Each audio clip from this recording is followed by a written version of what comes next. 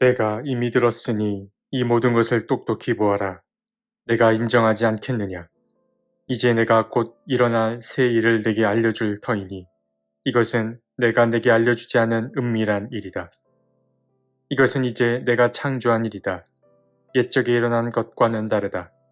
지금까지 내가 들어본 일이 없는 일이다. 내가 전에 이것을 들었더라면 아, 바로 그 일, 내가 이미 알고 있었다 하고 말할 수 있겠지만 이번 일만은 그렇지 않다. 이사야서 48장 6에서 7절 말씀. 이사야서 48장에는 바벨론의 포로로 잡혀온 남한국 유다 백성들을 향한 위로의 말씀이 담겨 있습니다. 주님은 오늘 본문에서 먼저 한 집단을 호명합니다.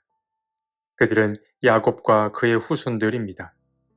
야곱은 하나님의 천사와 싸워 이김으로 이스라엘이란 이름을 얻게 됩니다.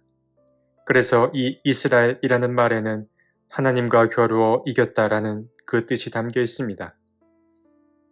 그러나 이러한 뜻보다는 하나님이 개입하시고 하나님이 승리하길 바라는 염원이 더 큰 의미로 담겨 있습니다. 그런데 이러한 이름의 뜻을 간직한 이스라엘이 주님에게 큰 실망을 안겨주었습니다. 주님은 이제 이스라엘을 이렇게 부르십니다. 주님의 이름을 두고 맹세를 하고 이스라엘의 하나님을 섬긴다고는 하지만 진실이나 공의라고는 전혀 없는 자들아, 이 말을 들어라. 스스로 거룩한 성읍 백성이라고 자처하는 자들아, 그의 이름 만군의 주 이스라엘의 하나님을 의지한다고 자랑하는 자들아, 너희는 이 말을 들어라. 이스라엘 백성들은 하나님을 입에 올리기만 하고 실제로는 하나님께 충성하지 않았던 것입니다. 그리고 결국 얼마 지나지 않아 북쪽, 남쪽 이스라엘 가릴 것 없이 이스라엘은 심판을 받아 멸망하고 맙니다. 그리고 이러한 이스라엘의 멸망은 이미 주님에 의해 예고된 것이었습니다. 주님은 예언자를 통해서나 혹은 직접 나타나셔서 그들이 죄악된 길에서 돌이키기를 바라셨습니다. 그러나 이스라엘 백성들은 끝내 예언자의 말을 듣지 않았고 주님의 심판 메시지도 받아들이지 않았습니다. 적반하장으로 오히려 이스라엘 백성들은 우상에게 도움을 청하기까지 했습니다. 그런데 주님께서는 이렇게 실망감만 안겨준 이스라엘 백성을 대상으로 새 일을 행하시겠다고 말씀하십니다. 주님은 말씀하십니다. 내가 이미 들었으니 이 모든 것을 똑똑히 보아라. 내가 인정하지 않겠느냐. 이제 내가 곧 일어날 새 일을 내게 알려줄 터이니 이것은 내가 내게 알려주지 않은 은밀한 일이다. 주님은 이제 새 일을 행하겠다고 말씀하십니다. 그런데 이 일은 지금까지 이스라엘 백성이 들어본 일이 없는 그런 일이라고 말씀하십니다. 어딘가에 기록되어 있거나 한 번쯤 경험한 적이 있는 일은 충분히 예상 가능합니다. 그러나 이번 일만큼은 이스라엘 백성이 예측할 수 없는 형태로 일어날 거라고 주님은 말씀하십니다. 그럼 여기에서 말하는 새 일은 과연 무엇을 말하는 것일까요? 지금까지 본 적 없는 하나님의 잔인한 심판을 말하는 것일까요? 그렇지 않습니다. 그 반대입니다.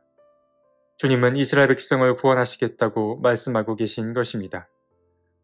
9절에서 주님은 이렇게 말씀하십니다. 내 이름 때문에 내가 분노를 참고 내 영예 때문에 내가 자제하여 너를 파멸하지 않겠다. 주님은 이스라엘을 파멸하지 않겠다고 약속하고 계신 것입니다. 주님은 오히려 이스라엘 백성들에게 고난이 닥친 이유가 주님께서 고난의 방식을 택하여 자기 민족을 단련시키기 때문이라고 말씀하시기까지 했습니다. 강대국 바벨론의 위협은 곧 하나님이 선택한 단련의 방식이었다라는 이야기입니다. 그러나 이제 이러한 고난의 시간을 끝내고 이스라엘 민족을 구원하시겠다고 말씀하십니다. 주님께서 그렇게 하시려고 한 이유는 극심한 고난으로 인해 이스라엘이 사라지거나 멸망해서는 안 되었기 때문입니다. 이는 곧 고난을 단련의 도구로 삼으셨던 주님 자신의 이름을 욕되게 하는 것과 마찬가지였기 때문입니다. 주님은 이제 자신이 시작한 일을 끝맺으려 하십니다. 하지만 주님은 아무리 고난을 단련의 방식으로 택했다고 하여도 이스라엘의 지난 과거를 모르지 않으셨습니다. 주님은 말씀하십니다. 나는 알고 있었다. 내가 성실하지 못할 것임을 잘 알고 있었다. 내가 모태에서부터 반역자라고 불러 마땅한 자로 태어날 것을 나는 알고 있었다. 그러기에 내가 너를 듣지도 못하게 하였고 알지도 못하게 하였으며 옛적부터 내 귀가 트이지도 못하게 한 것이다. 주님은 인간의 한계 또한 잘 알고 계셨습니다. 주님은 이미 인간이 불완전한 존재임을 잘 알고 계셨습니다. 주님께서 오늘 말씀 초반부에 이스라엘 자손을 향해 너는 완고하다. 내 목 힘줄은 쇠붙이요. 내 이마는 노쇠나 다름없다. 라고 하신 것은 그들의 죄가 허서라기보다는 그들이 흔들릴 수밖에 없는 나약한 존재임을 잘 알고 계셨기 때문에 하신 말씀인 겁니다. 주님은 백성들의 연약함을 아셨고 그것이 주님께 큰 문제가 되지 않음을 알려주고 계신 것입니다.